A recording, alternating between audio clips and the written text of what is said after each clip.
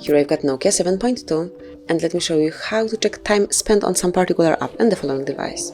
So if you'd like to know how much time you are spending on, for example, some game or maybe the browser, you just open the list of all apps, find and select the settings. Then now go to apps and notifications right here, and then just open all apps.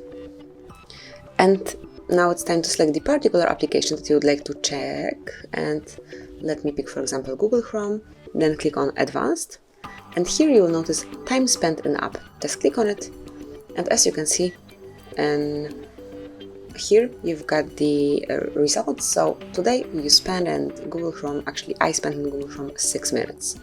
Then you can pick some other application that you would like to check. So let me pick, for example, Play Store, and also go to the advanced, click on time spent in the app, and here you've got the results. So 4 minutes today. And this is it. This is how you can check it. This is how you can find how many time you are wasting or smoothly using some particular app. Thank you for watching. Please subscribe our channel and leave the thumbs up.